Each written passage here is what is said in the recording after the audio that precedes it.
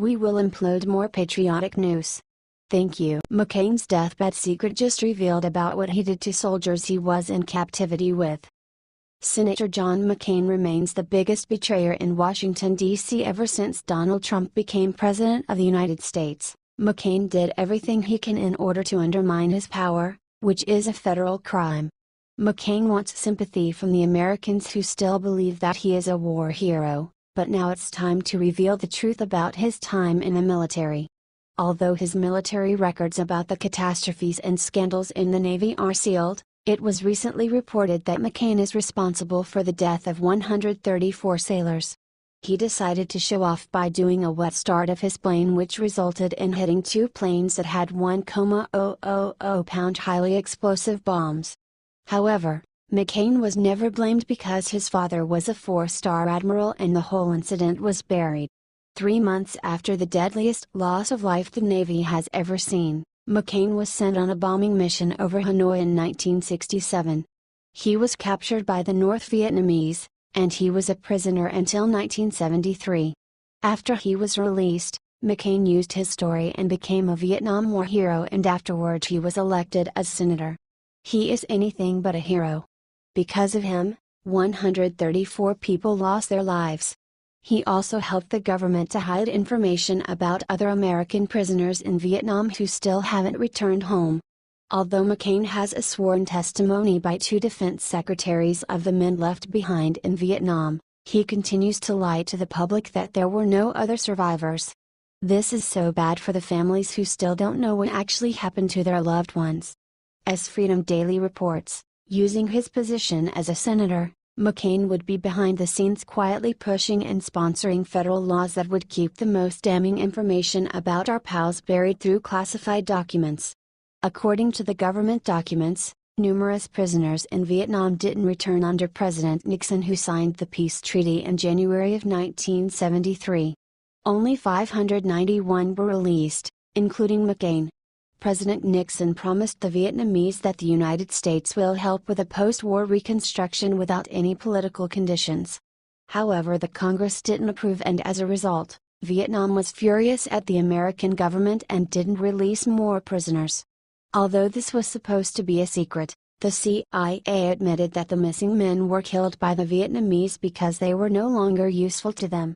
As Freedom Daily reports, after the Pentagon's PAL-MIA office was publicly shamed by internal whistleblowers that there were in fact still men in Vietnam being held as PALs, the pressure from the families and Vietnam veterans finally forced the government in 1991 to create the Senate Select Committee on PAL-MIA Affairs, to investigate these allegations. McCain was made the chairman of the board, so he gained power and he decided to put the story on the shelf. Not only he betrayed President Donald Trump in the repeal of the Obamacare, but he also betrayed his brothers in arms in Vietnam. After the Congress proposed the Truth Bill regarding the missing soldiers, McCain voted against it.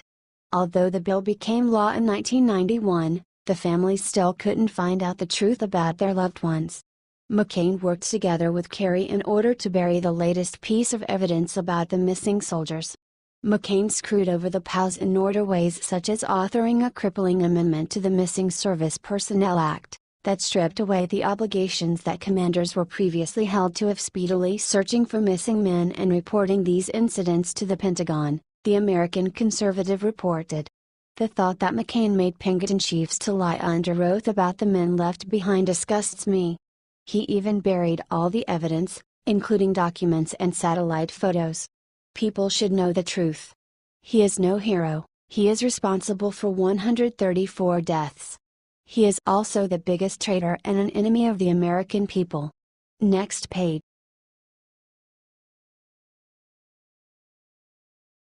Justin Bill and Hillary Clinton caught in huge $5 billion North Korea scandal. Tensions between North Korea and the United States rise every day.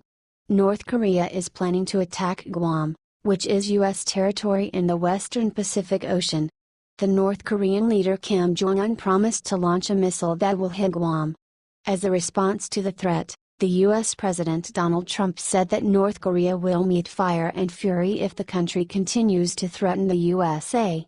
Although the whole world has their eyes on North Korea right now, Only a few people know that Kim Jong-un owns missiles thanks to the Clinton family.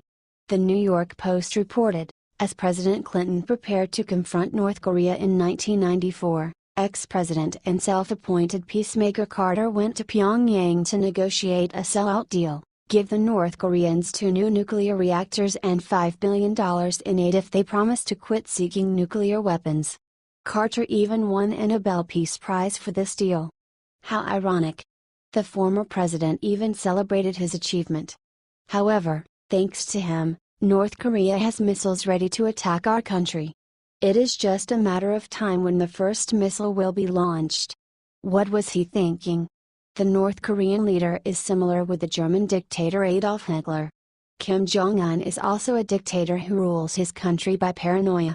If the Chamberlain's appeasement policy didn't stop Hitler from wanting for more power, why would something similar work for Kim Jong-un? However, Clinton's and Carter thought that an appeasement can change things now. The New York Post reported, in 2002, the North Koreans revealed that they had been violating the accord from day one. 4 years later, Pyongyang detonated its first nuclear missile. After it was discovered that North Korea violated the accord, something should have been done in order to stop them, but the Clintons and the Obama administration decided not to do anything. Thanks to their poor efforts, North Korea can launch a missile attack against our country. They put the population of Guam at potential risk. Everyone should know that if they launch a missile, it won't be Trump's fault, but Obama, Clinton, and Carter are to blame. Trump is doing everything he can in order to protect our country.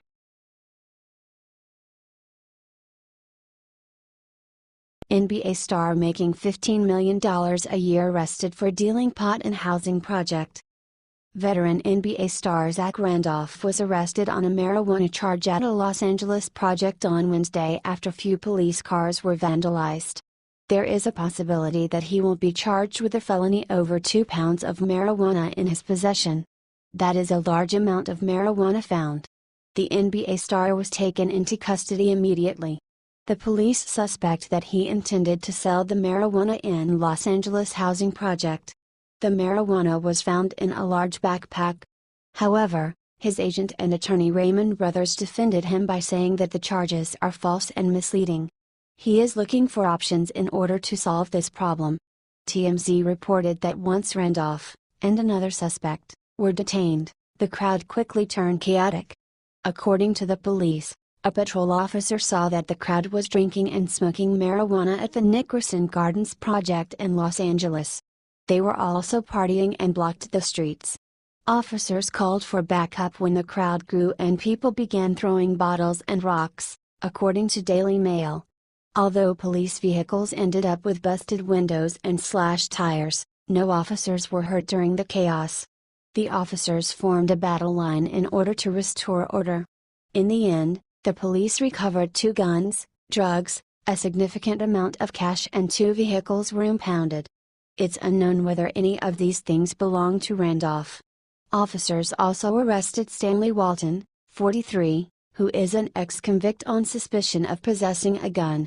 It remains unknown whether Walton has a lawyer or not. The former basketball player was released on Thursday as bail was set at $20,000.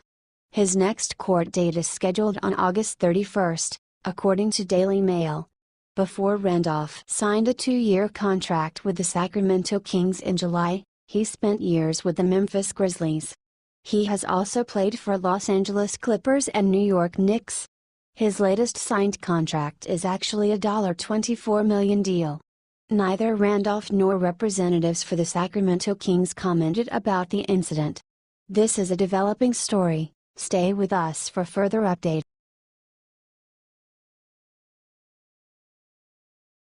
Tim Tebow leaves on Dick's Circle to greet autistic fan, God rewards his kindness.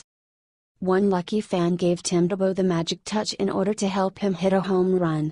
The boy who has high-functioning autism had one of the greatest days in his life. Tebow never met the 10-year-old boy, whose name is Seth Bosch. They met when Tebow was playing minor league baseball for the St. Lucie Mets at Charlotte Sports Park. This game turned into something special and Seth's mother, Ilana, captured everything on video. The 29-year-old player was taking practice swings in the on-deck circle, waiting to hit in the top of the 7th inning, as Tampa Bay Times reports.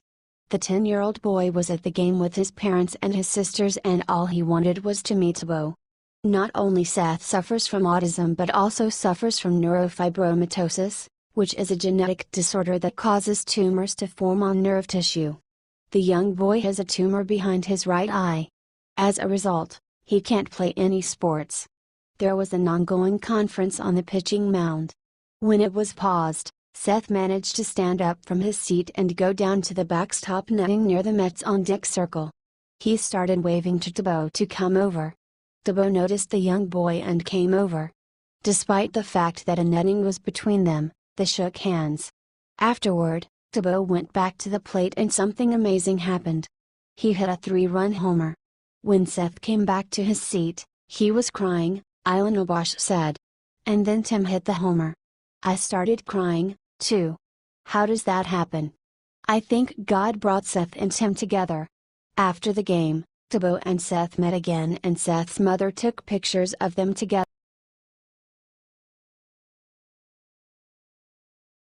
Trump gives McConnell 2-word order every lazy politician dreads and even liberals are cheering. President Trump is back on Twitter with another very important message. He, on Thursday, directly told Senate Majority Leader Mitch McConnell, RK, to get back to work, fast. He was referring on advancing the GOP agenda.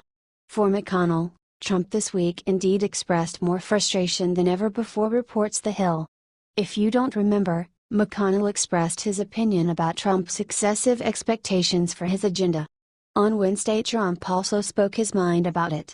He simply asked on his Twitter account, Senator Mitch McConnell said I had excessive expectations, but I don't think so. After 7 years of hearing repeal and replace, why not done? The goal is to end Obamacare and they need to understand this as soon as possible. Trump is frustrated because they are still not able to pass a new healthcare plan. Can you believe that Mitch McConnell, who has screamed repeal and replace for 7 years, couldn't get it done? Trump tells, must repeal and replace Obamacare.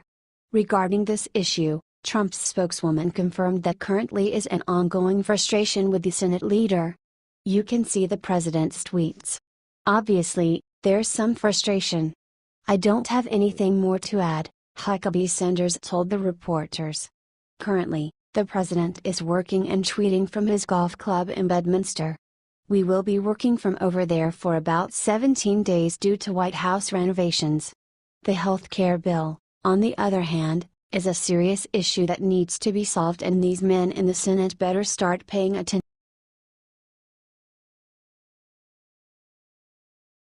GOP congressman reveals disgraceful thing John McCain did right before he voted no on repeal.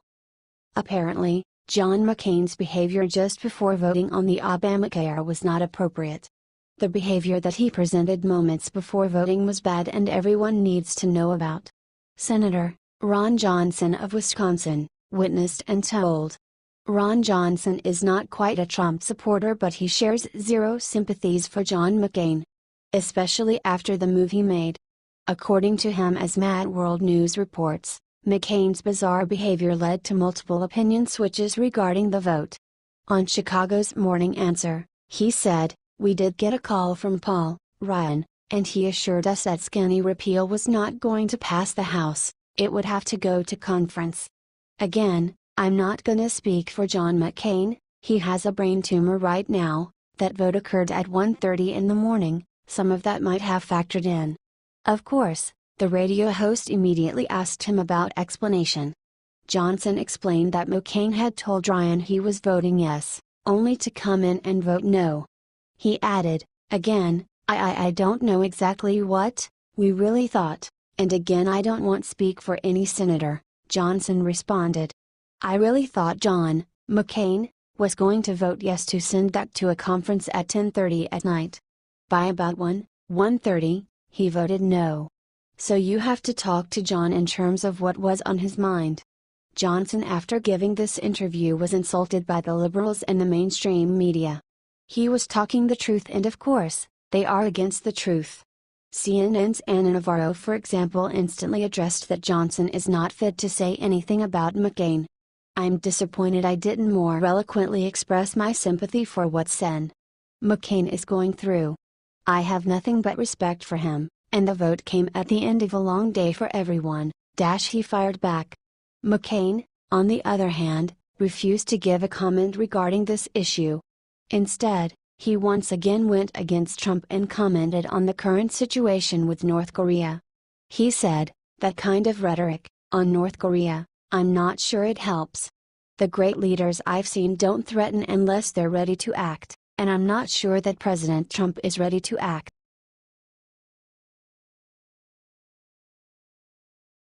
Breaking: CNN fires Trump surrogate Jeffrey Lord for defending Hannity. Political commentator Jeffrey Lord, who worked at CNN, was fired by the network after his latest tweet.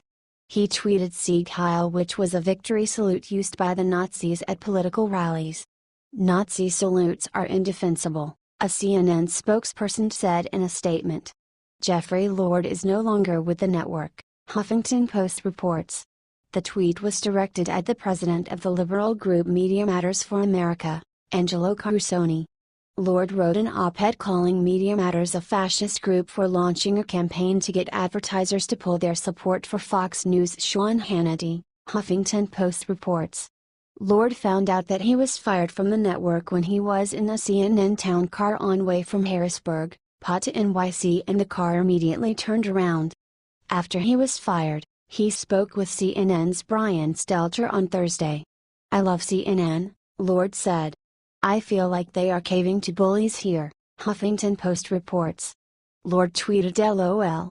After CNN fired him, Yash Raleigh took it to Twitter to announce that MSNBC, NBC, and Fox News confirmed they will not hire Lord.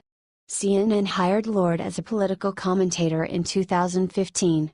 He was known for his provocative support of President Donald Trump, and he once said that Trump is the Martin Luther King of healthcare.